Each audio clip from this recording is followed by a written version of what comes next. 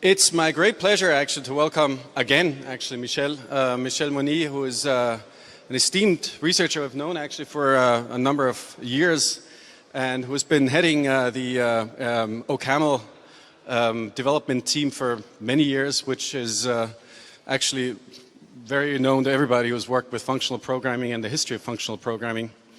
And Michel also was then CEO of the the INRIA Foundation, and has recently actually joined the three-person board of Tezos. So it's a great pleasure, actually, that you could come here and let us know about self-amendment and formal verification. Thank you. Does it work? Can you hear me? Yes. Okay, so I'd like to thank the organizers for inviting me. It's a great pleasure to be here with you in this beautiful room. So I'm going to tell you a few words about the Tezos project and its relationship with the research world. Currently, officially I'm a member of the Tezos Foundation, but I'm an employee of the Nomadic Lab research and development company that is based in Paris. So Tezos is a decentralized ledger, blockchain. It's also an effective blockchain. It's running. The timeline is the following. In 2014, there was the publication of the Tezos white paper. And 3 years later, there was a prototype implementation, and the fundraising gave birth to the Tezos Foundation, which is located in Zug in Switzerland. And the year after, in 2018, the Tezos blockchain was running. The main net is the actual blockchain network. It's been running since 1 year ago, and at the beginning of this year, there was a rather important event. The first self-amendment of the blockchain has been integrated into the blockchain, and it's currently running since 3 weeks ago. The Tezos project is decentralized. There are entities all over the world. In Europe, of course, there is the Tezos Foundation in Switzerland, Nomadic Labs, the company I'm working for in Paris. In the United States and in Asia, there are foundations, companies that are funded by the Tezos Foundation, of course, but that work independently from each other. All of them share the same goal, to promote and to develop the Tezos project and the Tezos blockchain.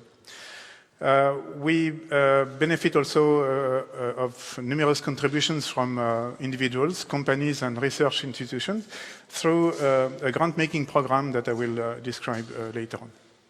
And of course, we could not do anything without a strong, committed Tezos community that supports the project. So I'll first give you a few information or reminders about the features of the Tezos blockchain, and then we'll go to the Tezos research program in order to understand what are the topics that are and where the research is performed. Does it work? Does the microphone? Oh yeah. Okay. So first of all, Tezos uses proof of stake instead of proof of work like Bitcoin does. The nodes of the network that build and inject blocks in the chain are called bakers. It corresponds to miners in proof of work setting. So it's called bakers, and token holders, they may delegate their stake to bakers if they don't want to bake, or if they don't have enough tokens to be able to bake. Because to be a baker, you must have at least one roll of tokens, that is 8K Tez, to have a chance to be selected. In the network, the nodes may bake or endorse a block in order to make sure it gets finalized. Baking a block and endorsing a block, if you do that and playing by the rule, you have to to lock some tokens somewhere to give a deposit. And if you successfully bake or endorse, then you get a reward. So these are the incentives of playing by the rules. On the other hand, if you don't want to play by the rule, if you try to double bake, to inject two different blocks at the same level, or to double endorse blocks, then you get punished. The deposit that you have put, you lose it, and of course you don't get any reward. So this is called liquid proof of stake. So this is a drawing which is not my, I didn't draw it myself. It's a kind of canonical drawing for presenting the Tezos architecture. So this is the structure of a node. And in blue, of a Tezos node, in blue, this is what we call the shell. It's a central component. It deals with all the communications with the peers and with the external world. It has a local storage, and it validates blocks and operations that are baked by bakers. And it offers a set of remote procedural calls in order to communicate to the external world. The green part is called the economic protocol, and this is precisely the part that is self-amendable. Okay?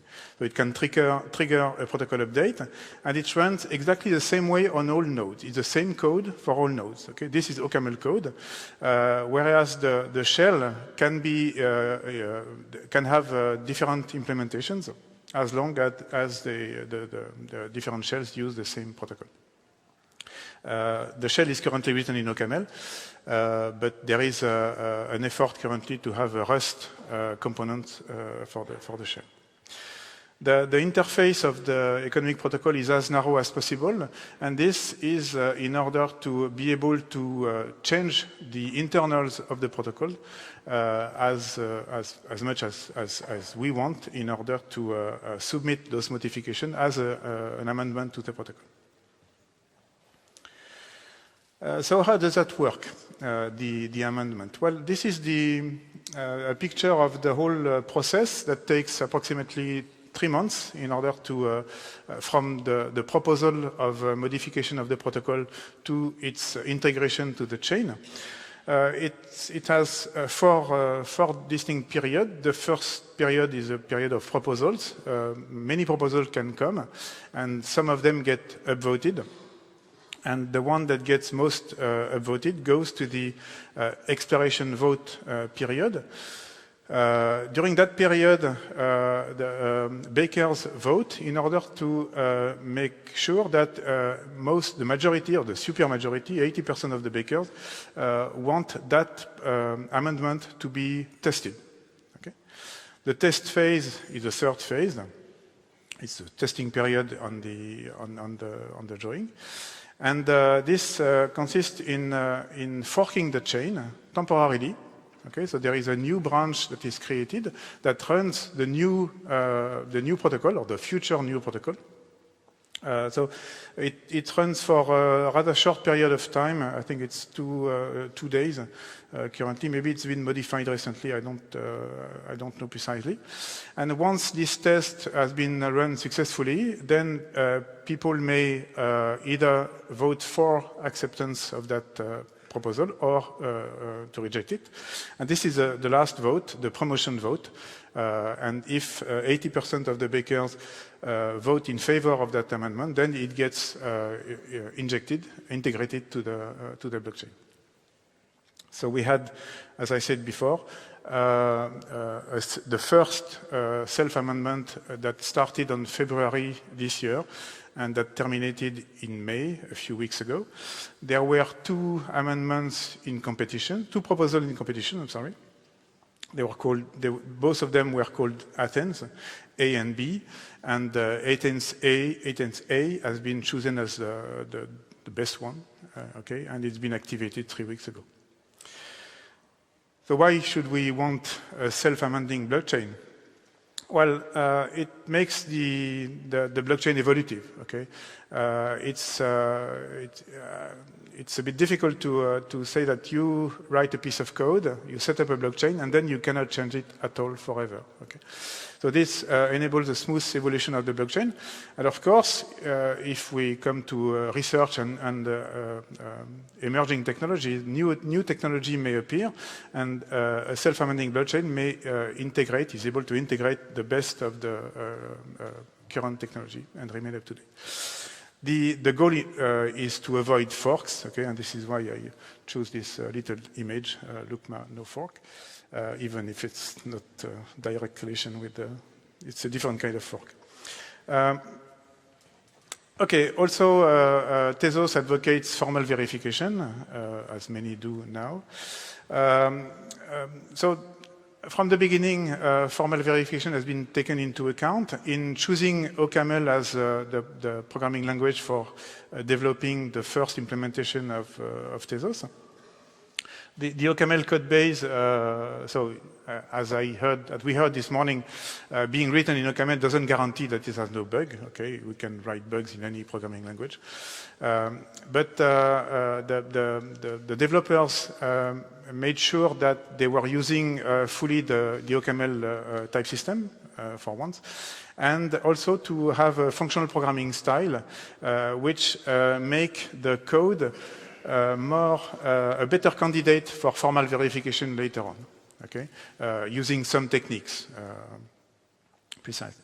And Michelson, which is the smart contract language, the language for programming smart contracts, it's a low-level and stack-based language, but it's statically typed and it has no side effect. And again, it's been designed with formal verification in mind. And Michelson program and higher level programs that compile down to Michelson can be formally proven correct using the same kind of techniques. So currently, the people who certify a smart contract use Coq, and but we have more tooling to come, of course. So as I said, Tezos is an effective blockchain. It works. We have almost 500 bakers currently. There's a lot of accounts and a few smart contracts that are running. The image here is it's from one of the block explorers of the Tezos blockchain. It shows the bakers, and the big bakers are on the right, and the set of smaller bakers are in the green part. Okay, so what about research? So as all of us know, blockchain, it's the integration of multiple technologies, which means multiple research domains, from distributed systems to economy. Of course, we have cryptography, security, computer security.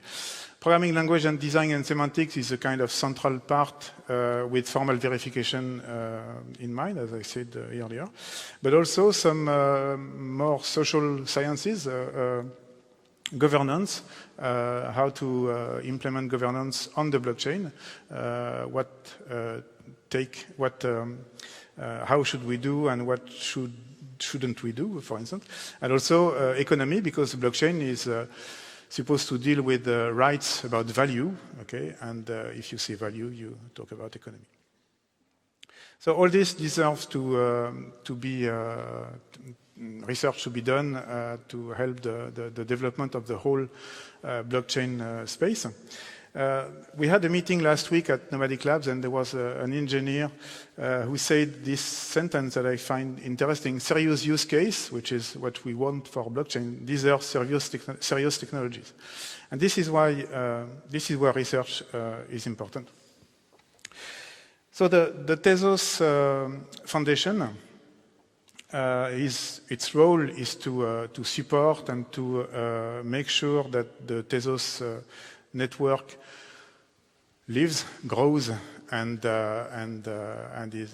becomes a success. We have several grant-making processes. We have grants for research, grants for tools, application, education support. I won't talk here about the latter. It's a different program. I'm only concentrating on research. So how does this work? Well, the Tezos Foundation receive research proposals. We ask experts to review the proposals. And both the proposals and the reviews, they get discussed in a committee, which is called the Technical Advisory Committee. This committee helps the Tezos Foundation to make decisions. Okay? The committee does not make decisions by itself. It makes only recommendations. About proposal and reviews, the TAC elaborates and sends a recommendation to the Tezos Foundation for the proposal to be funded or not, and the foundation afterwards makes the decision. So I'll be listing a set of research areas that where we are funding some research. Basically, if you look at Tezos, you have tools that are used for implementing the network and verification tools that are used for verifying the implementation. There is the heart of the blockchain is, of course, the consensus algorithm and scalability, security, and privacy aspects. This is at the center of the mechanics. And on top of that, we have smart contracts that are supposed to hold and to manage rights about values and to be programmed. I'm going to present 3 different slides, one slide for each of those layers. So about the implementation and verification tools, of course, since the amendments and the original code base is in OCaml, the Tezos project needs some improvements from the OCaml system, mainly about concurrency. So we are heavily using a concurrency library called LWT. So we are sponsoring some research groups to make it better and better.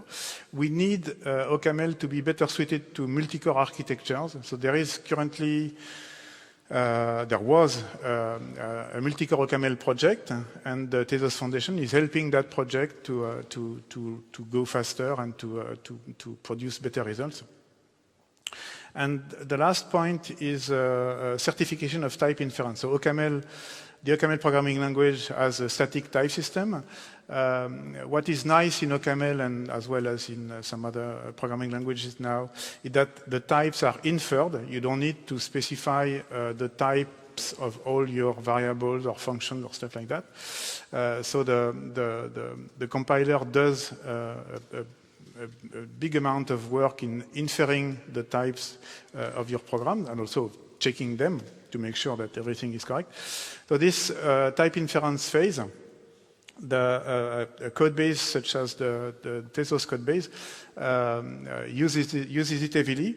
The type inference is supposed to, the type inference is supposed to, and the type checking of OCaml is supposed to guarantee that the code is, that there won't be any type error at runtime during the execution of the code. So this is extremely important.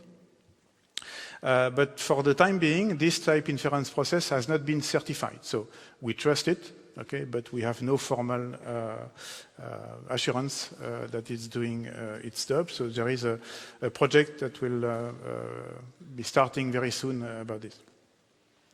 The other tool that we are using is the F-star language for program verification. So this has been developed, I guess, at INRIA again. So we have a project, we received a proposal for the evolution, the semantics, and the engineering of F-star. F-star is a very important tool. It uses mixed verification techniques. In particular, it's being used for formally proving correct the HACL cryptographic library that Tezos is using currently. The research teams that are working in on these projects, they are located in France, in Japan, in India, and in Great Britain. So I cannot list the teams, the people, and the subject because all agreements are not yet signed. So we are still talking to people, and the agreement needs to be signed. So I guess in a few weeks or months, we have all this listed somewhere on the Tezos website. About the heart of the technology of the network, we have people working on improvements of the consensus algorithms that we use. I guess it's called EMMY, E-M-M-Y, and recently an improvement of that algorithm has been published.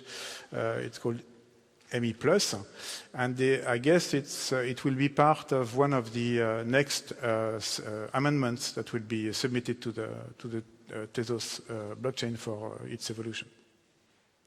Also, we have people working on formal verification of consensus algorithms. This is mainly located in France.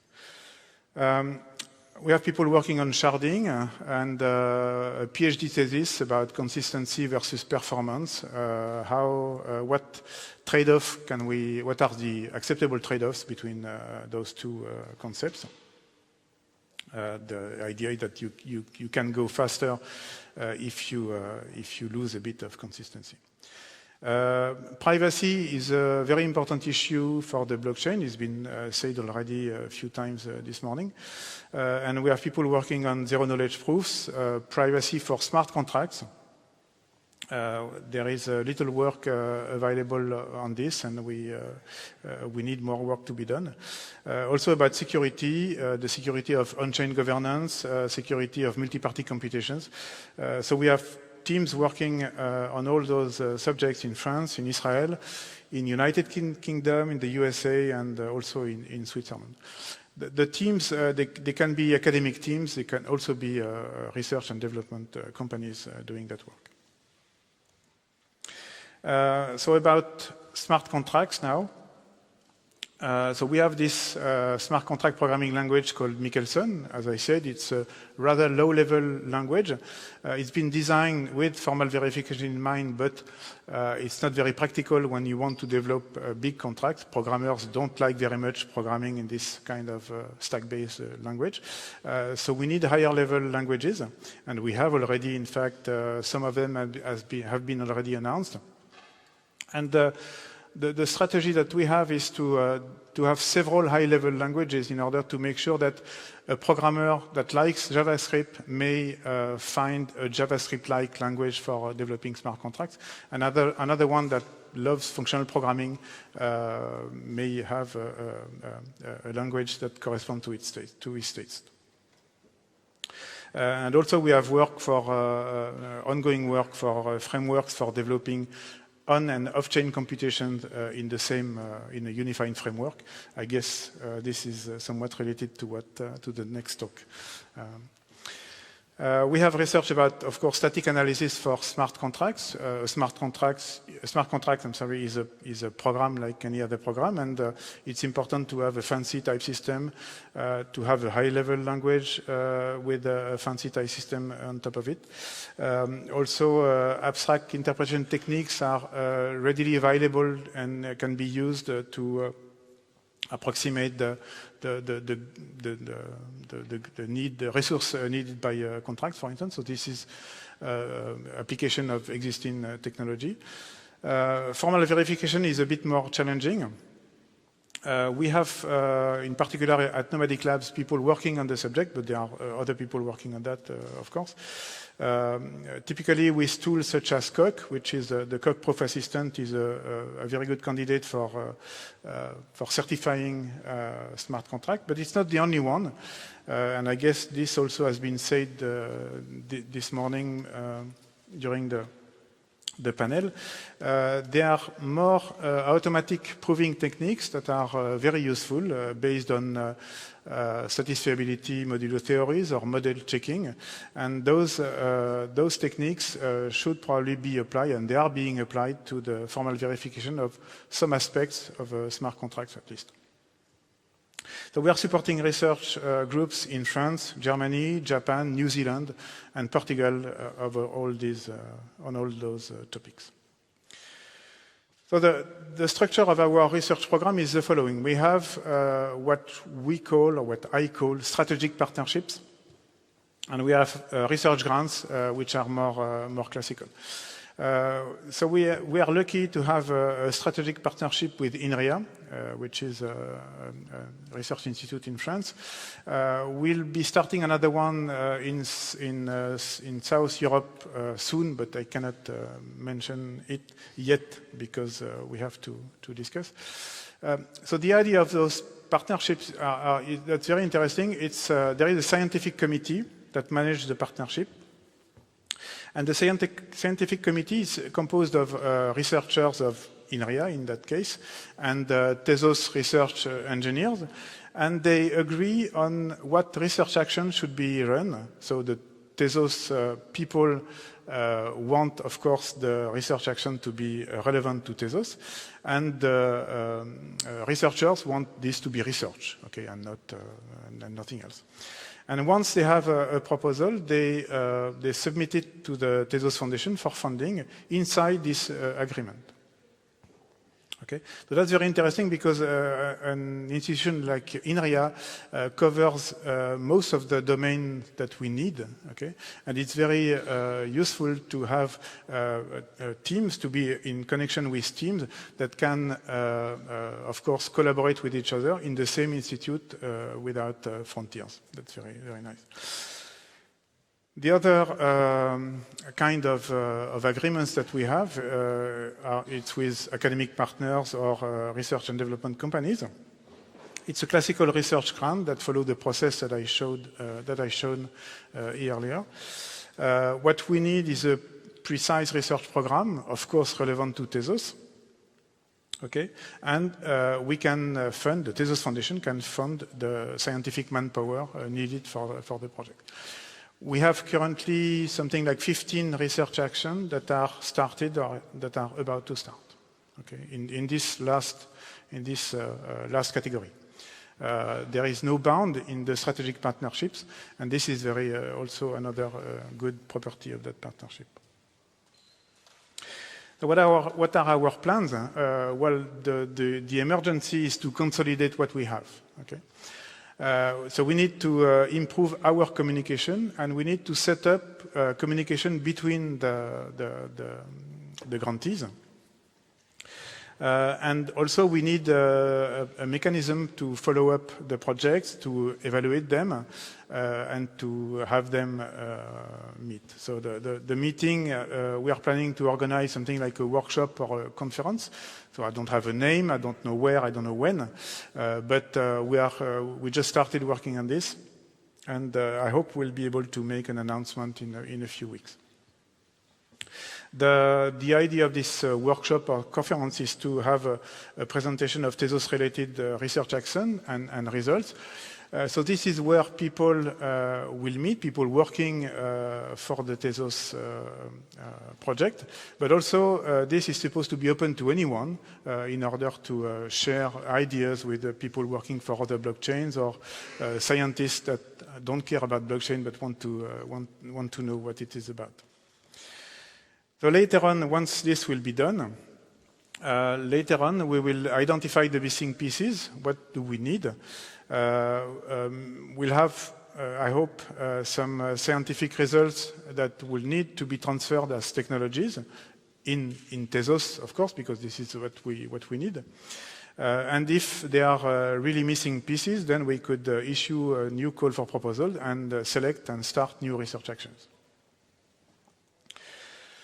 So I put this expression timescale on my title. So we have this is a difficult aspect when we do research, and I've been doing research for decades. you don't really care about time, okay? The research is a matter of years, okay? A postdoc work is for 1 year at least. A PhD thesis is for 3 years at least. Okay. On the other hand, when we go to the real world, and blockchain, at least Tezos is the real world, it's working, it's supposed to be adopted. And adoption is priority number 1, and it's also priority number 2. Okay, so there is no adoption is what we want, and this is more a matter of months. Okay, because there is competition, because the world is changing, because people are interested in blockchain, don't know what to do, don't know what to choose, and we need to be there. We need to be ready. Our technology needs to be ready. So we need tools, we need applications, we need to integrate existing technology, we need tutorials, documentation, communication, and the goal is to raise and increase the interest in our project, Tezos. So the question is, how do we conciliate this? Well, we'll kind of not freeze, but we concentrate currently on tools, applications, and education, and there has been a call in the last week, I guess, call for proposal on tools and applications. And we favor research actions that are directly relevant to Tezos or beneficial to the project. And currently, short research, the shorter the better. Okay. When adoption will be won, and I hope we will win adoption, then research will be useful in order to help us to stay at the top, which is what I wish most. Thank you.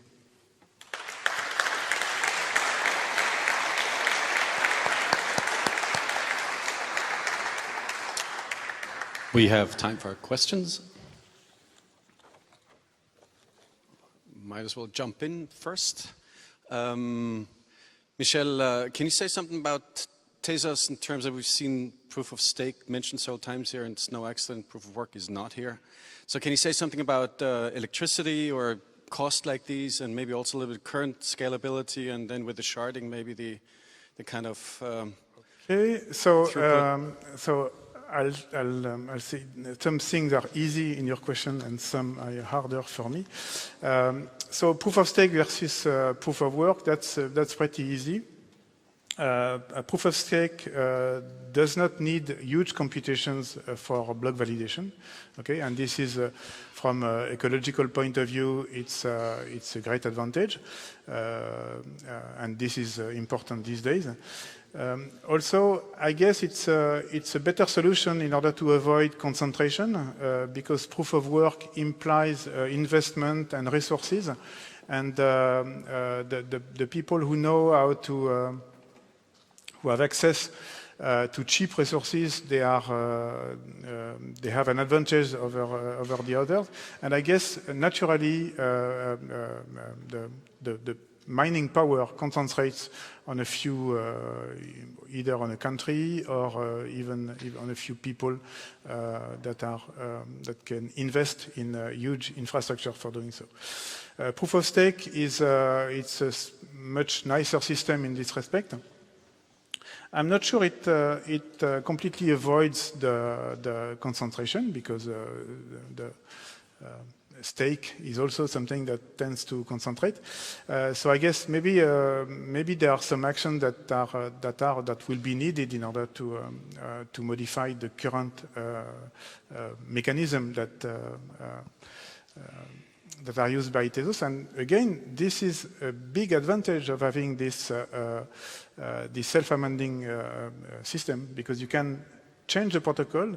If people think that things start to get too centralized, or there is a risk, because when it's centralized, it's maybe too late.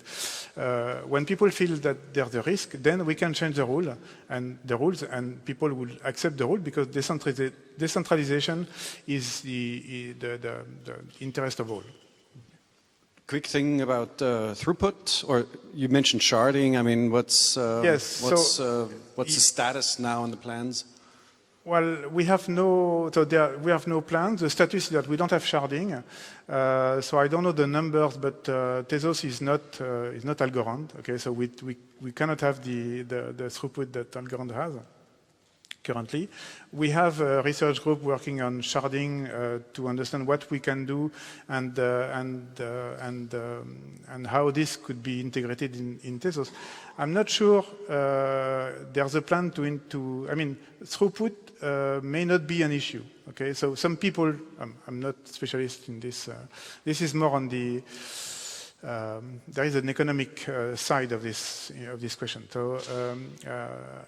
Everyone is not convinced that sharding is necessary. It depends on what you want to do on the chain. Okay.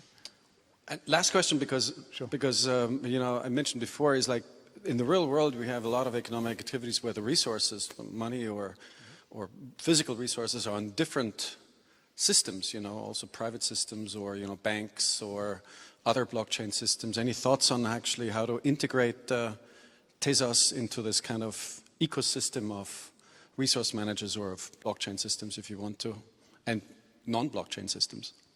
In other words, how to transact. How can I make a transaction where I'm paying you Tezos and I'm getting a bicycle? Yes, that's a difficult question because there are many actors that need to be convinced. One thing is sure is that many people in the world of banking and even in the world of business and people doing commerce are interested in blockchain. So if this opens up new hopes for them to develop business or if they don't want to miss an opportunity, then technical solution will be developed. I guess this is one of the questions that has been raised during the panel this morning, and so we don't have the solution yet, okay? But if all the actors are convinced that they need to do something together, they will find a way to do it. Well, thank you, Michel. Thank you.